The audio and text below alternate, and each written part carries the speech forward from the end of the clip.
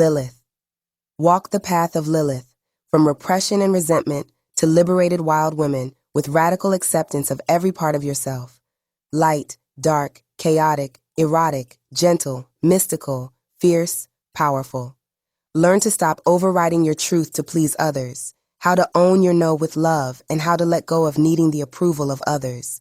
Release pent-up rage, grief, trauma, pain, shame from this life, past lives, ancestors, and even the collective.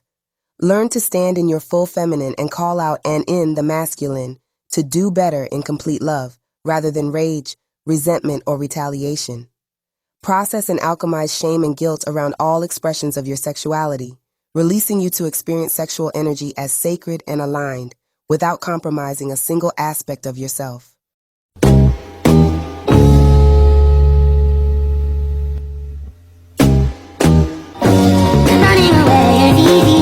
Black boys, teens, and men, if you hear any of this coming out of the mouth of a black female, run. Run for the hills and don't look back, as it will be akin to Lot's wife looking back at the destruction of Babylon and turning into a pillar of salt. This pseudo-intellectualism has become part and parcel for damaged and mentally deranged females. It is tacit walking orders to commit chaos, misinformation, and wholesale destruction, free of accountability and consequences.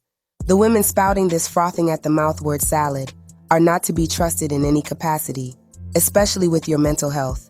Run, get the fuck out of Dodge, and never come back. Never come back, because there is nothing to return to other than millions of pillars of salt as far as the eye can see. These females have been indoctrinated over several generations to be black identity extremists, exclusively along gender lines.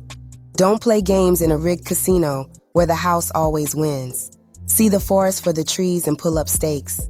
Everyone want to be a therapist, but they don't want to be a therapist. See Shabria Rawls. Strong, independent, and brave, but the black woman is the most oppressed class in the West, excluding their men.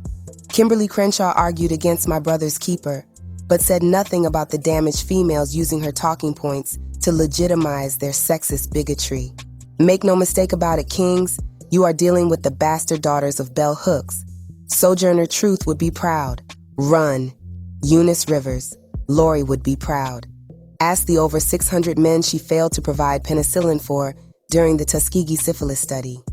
Black men who could have been cured of the disease they were injected with by the medical study wing of the minority majority. She was complicit. Medical ethics be damned. Kings accept the tenets of the Lilith doctrine and move accordingly. The domain of the damaged black female is education, politics, medical, and psychological almost exclusively.